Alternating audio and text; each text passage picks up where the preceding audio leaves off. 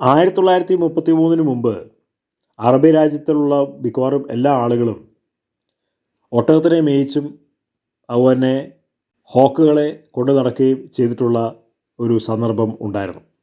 ഈ ഒട്ടകത്തിനെ മേയിച്ച് അവർ നടന്നതാണ് അവരുടെ ജീവിതമാർഗം.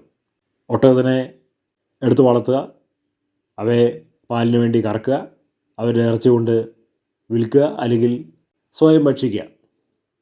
അതല്ലാതെ തന്നെ പക്ഷികളെ പിടിക്കുകയും പക്ഷികളെ നോക്കുകയും ചെയ്യുന്ന ഒരു സ്വഭാവം അറബികളുടെ ഇടയിൽ ഉണ്ട്. ഇപ്പം നമ്മൾ കാണുന്നത് 1933 ശേഷം ഒരുപാട് സമ്പൽ സമൃദ്ധി അറബ് രാജ്യങ്ങൾ വന്നു. ഇഷ്ടംപോലെ എണ്ണ സമ്പത്തായി. അവർക്ക് പിന്നെ പണ്ടത്തെ പോലെ അലഞ്ഞിഴഞ്ഞ് നടക്കേണ്ട ഒരു സാഹചര്യമില്ല.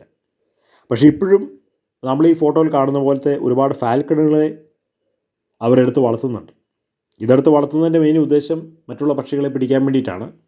അപ്പോൾ ഒരു വിമാനം നിറച്ച് സൗദി അറേബ്യയിലെ രാജകുടുംബത്തിലെ ഒരു അംഗം അദ്ദേഹം എടുത്ത് വളർത്തുന്ന 80 ഫാൽക്കൺ പക്ഷികൾക്ക് വേണ്ടിയിട്ട് ബുക്ക് ചെയ്തിരിക്കുകയാണ്, അവരുടെ സുരക്ഷിതമായ യാത്രയ്ക്ക് വേണ്ടിയിട്ട്. നമ്മുടെ നാട്ടിലൊക്കെ ആരും ഇത് ചെയ്യില്ല. അപ്പോൾ ഇതൊരു മണ്ടത്തരമായിട്ട് നമുക്ക് തോന്നും. കാരണം ഒരു വിമാനം മുഴുവനും വളർത്ത് പക്ഷികൾക്ക് വേണ്ടിയിട്ട് മാറ്റിവെക്കുക എന്ന് പറയുമ്പോൾ അത് വട്ടന്മാരായിട്ട് മാത്രമേ ചെയ്യുള്ളൂ. പക്ഷേ സൗദി അറേബ്യയിലെ ഇദ്ദേഹം രാജകുടുംബത്തിലെ അംഗമായതുകൊണ്ട് അദ്ദേഹം ലക്ഷക്കണക്കിന് രൂപ മുടക്കിയിട്ടാണ് ഈ പറഞ്ഞിരിക്കുന്ന ഫാൽക്കൺ പക്ഷികളെ ഒരു സ്ഥലത്തു നിന്ന് മറ്റൊരു സ്ഥലത്തേക്ക് എത്തിക്കുന്നത്. അത് കൗതുകകരമായിട്ടൊരു കാഴ്ചയാണ്.